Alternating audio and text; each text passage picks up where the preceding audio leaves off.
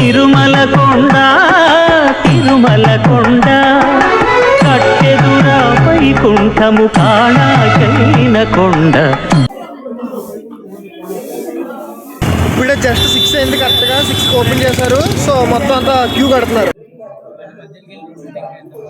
కట్టెదురా వైకుంఠము కాళాకైన కొండ పెట్టెదాయ మహిమలే తిరుమల కొండ తిరుమల కొండ తిరుమల. మేము జర్నీ అలా చేసాము, ఎక్కడెక్కడికి వెళ్తున్నామో, ఏమేమి ప్లేసులకి వెళ్ళాలో, ఏమేమి ప్లేసులకి మేము తిరుగుతామో అంతా మీకు క్లారిటీగా చెప్తాను. ఎక్కడెక్కడికి ఎలాగ వెళ్ళాలో, తక్కువ బడ్జెట్ లో ఎలాగ అయిపోగొట్టాలో మేము చేసుకుని మీకు ఫుల్ ఇన్ఫర్మేషన్ ఫర్దర్ వచ్చే వీడియోస్ లో మొత్తం నేను చెప్తాను. తిరుపతికి వెళ్లే ముందు టెంకాయ ఏదో ఒక గుడిలో కొట్టి ఆ తిరుపతి జర్నీని స్టార్ట్ చేయడం మాకు తరతరాలుగా వస్తున్న ఆచారం మా ఇంట్లో. మా దర్శనం అంతా, మా జర్నీ అంతా చాలా సేఫ్ గా జరిగేలా చూడు తల్లి.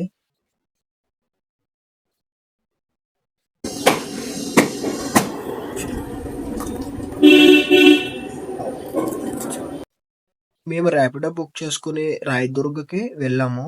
వెళ్ళిన తర్వాత అక్కడ నారాయణగూడ వరకు రాయదుర్గ నుంచి టికెట్స్ బుక్ చేసుకుని మెట్రో ఎక్కేసామన్నమాట. మెట్రో ఎక్కేసిన తర్వాత మాకు ట్రైన్ స్టార్ట్ అవ్వడానికి ఇంకా 1 hour ఉంది. కాకపోతే మేము మెట్రోలో 2 lines చేంజ్ అవ్వాలి. 2 lines చేంజ్ అవ్వడానికి ఇంకా 1 hour ఉంది. అక్కడ ట్రైన్ దొరకదేమో అని చాలా స్పీడ్గా వెళ్ళాము. వెళ్ళిన తర్వాత మేము నారాయణగూడలో దిగేసి అక్కడ నుంచి 1 kilometer కాచిగూడకి ఆటో మాట్లాడుకుని ఆటో మీద కాచిగూడ రైల్వే స్టేషన్కి వచ్చేసాము. వచ్చిన తర్వాత మా ట్రైన్ 4th platform లో ఉందని అనౌన్స్ చేశారు. అనౌన్స్ చేసిన వెంటనే మేము 4th platform కి వెళ్ళిపోయాము. 4th platform కి వెళ్ళిన తర్వాత ట్రైన్ ఇంకా 5 minutes లో స్టార్ట్ అవుతుంది అనగా మేము ట్రైన్ లో ఎక్కేసి లగేజ్ అంతా సర్దేసుకున్నాము. మా ప్లేసెస్ లో సర్దేసుకున్న తర్వాత మాకు ఇది రేణుగుంట వరకునే వెళ్తుంది, తిరుపతి వెళ్ళదు. తిరుపతికి రేణుగుంటకి ఇంకొక 10 kilometers ఉంటుంది. మాకు రేణుగుంట వరకు పడిన ఛార్జ్ ఎంత అంటే తాడేసి 1280 రూపాయలు.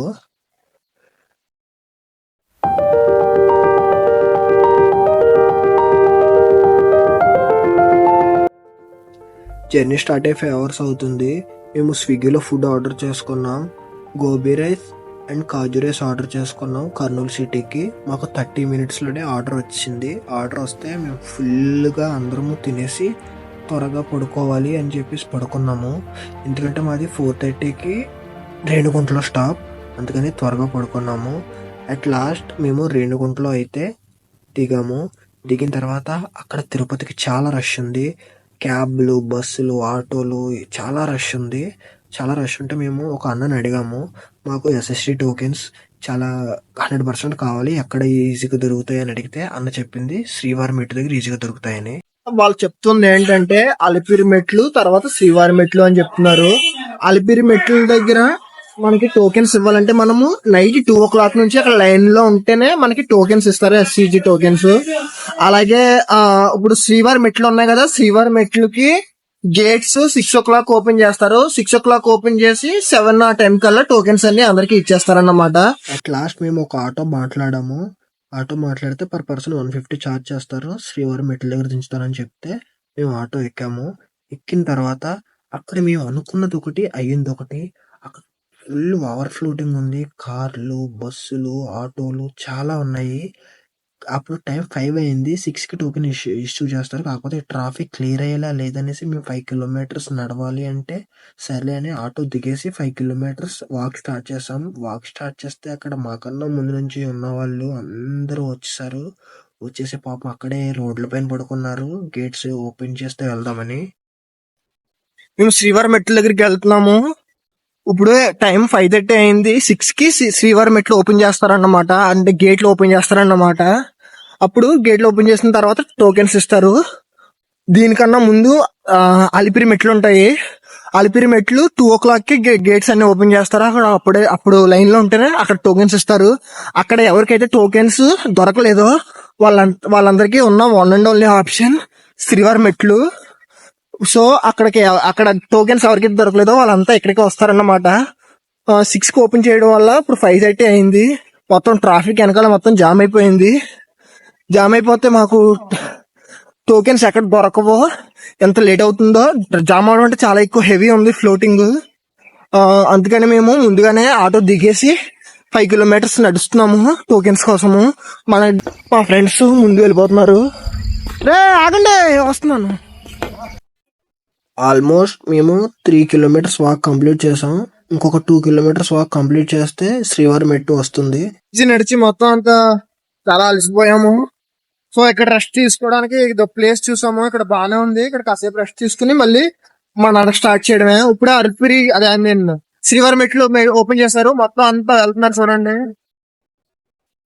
ఇప్పుడే జస్ట్ 6 అయింది, కరెక్ట్ గా 6 కి ఓపెన్ చేశారు. సో మొత్తం అంతా క్యూ కడుతున్నారు. ఇంకా 2 కిలోమీటర్స్ వాక్ ఉందన్నప్పుడు మేము ఒక ఆటోని మాట్లాడుకున్నాము శ్రీవారి మెట్ల దగ్గరికి. ఎందుకంటే అప్పటికే అక్కడ చాలా రష్ ఉంది, టోకెన్స్ దొరకవేమనేసి మేము వెళ్ళాము. వెళ్ళిన తర్వాత అక్కడ క్యూ లైన్ చాలా ఎక్కువ ఉంది. ఎక్కువ ఉంటే మేము దగ్గర దగ్గర 2 hours ఆ లైన్ లో వెయిట్ చేసిన తర్వాత మమ్మల్ని టోకెన్ కౌంటర్స్ దగ్గరికి పంపించారు. పంపించిన తర్వాత మీరు మస్ట్ అండ్ షుడ్ క్యారీ చేయాల్సింది ఆధార్ కార్డ్. ఆధార్ కార్డ్ ఉంటేనే టోకెన్ ఇష్యూ చేస్తారు. ఆ ఆధార్ కార్డ్ వాళ్ళకి ఇచ్చినప్పుడు ఆ నెంబర్ని వాళ్ళు టైప్ చేసి మనకి టోకెన్ ఇష్యూ చేస్తారు. టోకెన్ ఇష్యూ చేస్తేనే మనల్ని దర్శనంకి అలౌ చేస్తారు. అక్కడ మాకు వచ్చిన దర్శన స్లాట్ టైం 5 PM.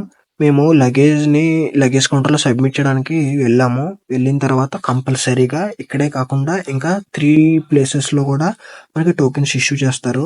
అవేంటో స్క్రీన్ మీద ఇచ్చాను, అవి చూసి వెళ్ళండి, మీకు యూజ్ అవుతుంది. ఇక్కడ నుండే శ్రీవారి మెట్లు స్టార్ట్ అవుతాయి. అందరూ టెంకాయ కొట్టేసి మెట్లు ఎక్కడం స్టార్ట్ చేస్తారు. మేము కూడా టెంకాయ కొట్టి మెట్లు ఎక్కడం స్టార్ట్ చేసాము. మొత్తము 2400 మెట్లు ఉంటాయి శ్రీవారి మెట్టు దగ్గర. అవి ఒక 2 hours మనము ఎక్కడం ఫినిష్ చేసేయచ్చు. మనం ఎందుకు స్పీడ్గా ఎక్కడం స్టార్ట్ చేసామంటే సిఆర్ఓ ఆఫీస్ దగ్గర ఇప్పటికే చాలా క్యూ ఉంది. సో రూమ్స్ దొరకవేమో అనేసి సిఆర్ఓ ఆఫీస్ దగ్గరికి స్పీడ్గా వెళ్ళాలంటే మనము 2 hours కన్నా ముందేగానే మనం మెట్లన్నీ ఎక్కాలి. సో మేము చాలా స్పీడ్గా ఎక్కుతున్నాము. ఇప్పుడు మేము 8:30కి స్టార్ట్ చేసాము ఎక్కడము. ఏ టైం అవుతుందో 2 hours పడుతుంది అని అన్నారు. చూద్దాం అంటే టైం పడుతుంది. 1200 మెట్లు ఎక్కిన తర్వాత కింద మనకి ఇచ్చిన టోకెన్స్ ని ఇక్కడ కౌంటర్స్ లో స్కాన్ చేయించుకోవాలి. ఇక్కడ కౌంటర్స్ లో స్కాన్ చేయించుకుంటేనే మన దర్శనంకి అలౌ చేస్తారు. లేకపోతే ఎటువంటి పరిస్థితుల్లో మన దర్శనంకి అలౌ చేయరు. అందుకని కంపల్సరీ అందరూ ఇక్కడ స్కాన్ చేయించుకుంటారు. ఎందుకు స్కాన్ చేయించుకోవాలంటే చాలా మంది టోకెన్స్ తీసుకుని శ్రీవారి మెట్ల మార్గాన్ని రాకుండా వాళ్ళు ట్రాన్స్పోర్ట్ లో కొండపైకి వచ్చేస్తున్నారు. సో ఇదంతా అవాయిడ్ చేయడానికి తిరుమల తిరుపతి దేవస్థానం వాళ్ళు ఈ ప్రక్రియను మొదలు పెట్టారు. ఈ ప్రక్రియను మొదలు పెట్టడం వల్ల కంపల్సరీ అందరూ మెట్ల మార్గానే వస్తారు, స్కాన్ చేయించుకుంటారు అనే ఉద్దేశంతో ఈ ప్రక్రియను పెట్టారు మన తిరుపతి దేవస్థానం వాళ్ళు. అలాగే మేము కూడా ఒక 2 గంటల్లో మెట్లన్నీ ఎక్కడం ఫినిష్ చేసేసాము. ఫినిష్ చేసేసి మెట్లు అన్నీ ఎక్కడం అయిపోయిన తర్వాత మా ఫ్రెండ్ మేము సిఆర్ఓ ఆఫీస్కి అకామిడేషన్ బుక్ చేయడానికి పంపించాము. నేను కళ్యాణకట్టకి చిన్న మొక్కుబడి తీర్చుకోవడానికి వెళ్దామని. అలాగే నేను కళ్యాణకట్టకి స్టార్ట్ అయ్యాను. మీకు ఒక ఈజీ వే చెప్తాను టోకెన్స్ దొరకాలంటే. మీకు ఈజీగా టోకెన్స్ దొరకాలి అన్నా, త్వరగా దర్శనం అవ్వాలి అన్నా మీరు శ్రీవారి మెట్లని చూస్ చేసుకోండి. ఎందుకంటే కంపల్సరీ మీరు 6 కల్లా శ్రీవారి మెట్ల దగ్గర ఉన్నారు అంటే కంపల్సరీ 100 out of 100% మీకు టోకెన్స్ దర్శనంకి దొరుకుతాయి. సో శ్రీవారి మెట్లు is the best option for the Darshan. Kalyan కట్ట దగ్గర కూడా మనకి టోకెన్ అండ్ బ్లేడ్ వాళ్ళే ఇష్యూ చేస్తారు. ఆ టోకెన్ నెంబర్ లో ఉన్న వాళ్ళ దగ్గరికి వెళ్తే సరిపోతుంది. తిరుపతిలో 4-5 places లో బ్రేక్ఫాస్ట్ కూడా వాళ్ళే ప్రొవైడ్ చేస్తారు. బ్రేక్ఫాస్ట్ సాంబార్ రైస్ ప్రొవైడ్ చేశారు. నేను ఒక ప్లేట్ తీసుకున్నాను సాంబార్ రైస్. ఆల్మోస్ట్ నేను తిరుపతి వచ్చి దగ్గర దగ్గర 12 years అవుతుంది. 12 years ముందు నేను ఏదైతే ప్లేస్లో నుంచున్నానో ఈ రోజు కూడా నేను అక్కడికి వచ్చి అదే ప్లేస్లో నుంచున్నాను. ఇది నాకు చాలా మంచి ఫీలింగ్ అయితే ఇచ్చింది. సిఆర్ఓ ఆఫీస్కి వెళ్ళిన తర్వాత అక్కడ మన phone number and Aadhaar card number తీసుకుని మనకి రూమ్స్ ఇష్యూ చేస్తారు. రూమ్స్ ఇష్యూ చేసిన తర్వాత టోకెన్ కూడా ఇస్తారు. ఆ టోకెన్ 24 hours వ్యాలిడిటీ ఉంటుంది. మాకు ఇచ్చిన రూమ్ ఇది 100 rupees. 2 beds ఉన్నాయి. అలాగే ఒక హాల్ లాంటి రూము, అలాగే ఇంకొక చిన్న రూమ్ బెడ్రూమ్. ఇది కూడా లైట్ ఇది ఒక రూమ్. అలాగే ఇక్కడ 2 వాష్రూమ్స్ ఇచ్చారు. ఒకటి ఫ్రెష్ అవడానికి, ఇంకొకటి వాష్రూమ్ కి, బాత్రూమ్ యూస్ చేసుకోవడానికి. మొత్తం 2 రూమ్స్, అలాగే ఒక సింక్ కూడా, చిన్న వెంటిలేషన్.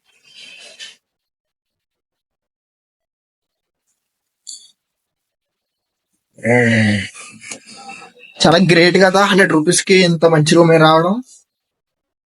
మాకు ఇచ్చిన రూమ్ లో మేము పడుకుని ఒక 4 అవర్స్ రెస్ట్ తీసుకుని ఫ్రెష్ అయ్యి దర్శనంకి 1 అవర్ ఉందనగా మేము స్టార్ట్ అయ్యాము. 1 అవర్ ముందు ఎందుకు స్టార్ట్ అయ్యామంటే చాలా రష్ ఉంటుంది, చాలా క్యూ లైన్ ఉంటుంది అనేసి మేము 1 అవర్ ముందు వెళ్ళాము. మీరు కూడా 1 అవర్ ముందు వెళ్ళడానికి చూడండి.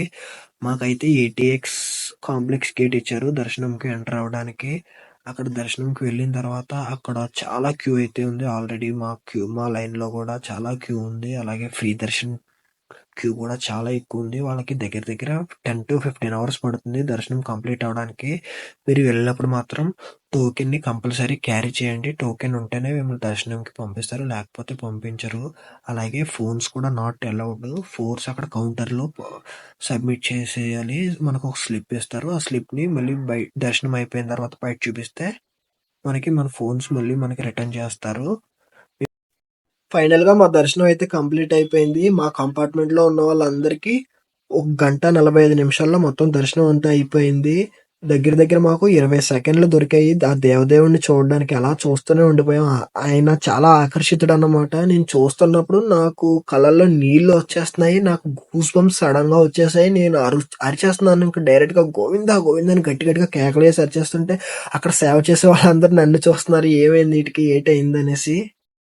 అదే చోటులో కొంచెం పక్కకి ఆ దేవదేవుని గురించి కూర్చొని చెప్తున్నారు. ఆ దేవదేవుని స్మరించుకోవడం వల్ల జరిగే లాభాలు, ఆ దేవదేవుని లీలలు, ఆ దేవదేవుని చేసిన మాయలు, ఇదంతా భక్తులకి అక్కడ కూర్చుని ప్రసంగం రూపంలో చెప్తున్నారు. అదే చోటులో శ్రీవారి భజనలు కూడా చేశారు. చాలా బాగా అనిపించింది మాకు.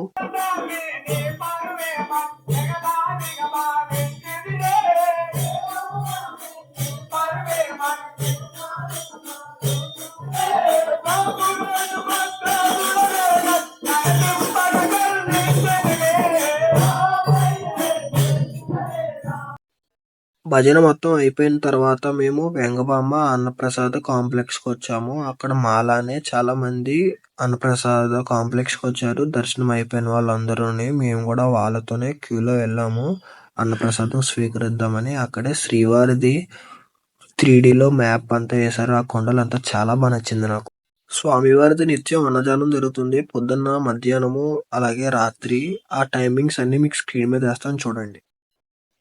మనం వెళ్ళేసరికి ఆ దేవదేవుని ప్రసాదం ఆకులో వేసి ఉంచుతారు. కొబ్బరికాయ పచ్చడి, పొటాటో కర్రీ, అలాగే అమృతం లాంటి పరమాన్నము. ఆ అమృతం లాంటి పరమాన్నం నిజంగా చాలా బాగుంది. ఆ టేస్ట్ నిజంగా చాలా అమోఘం. తర్వాత మనకి రైస్ వేస్తారు. రైస్ వేసిన తర్వాత అందులో సాంబార్ వేస్తారు. ఆ సాంబార్ కలుపుకొని ఆ సాంబార్తో పాటు కొబ్బరికాయ పచ్చడి కొంచెం అలా తీసుకొని నంచుకొని తింటే ఉంటుంది. అబ్బాబ్బాబా నా సామిరంగా చాలా బాగుంది. కోనేరులో నీళ్లు లేవు. కోనేరుని రీమోడల్ చేస్తున్నారు. మా ఫ్రెండ్స్ కూడా ఫుల్ టైర్డ్ అయిపోయారు. రేపు మేము మార్నింగ్ మళ్ళీ మా జర్నీ స్టార్ట్ చేయాలి. 6 టెంపుల్స్ ని విజిట్ చేయాలి తిరుపతిలో. సో మేము ఇంకా రూమ్ కి స్టార్ట్ అయ్యాము. అయితే మరి మనం మళ్ళీ నెక్స్ట్ వీడియోలో కలుసుకుందాం.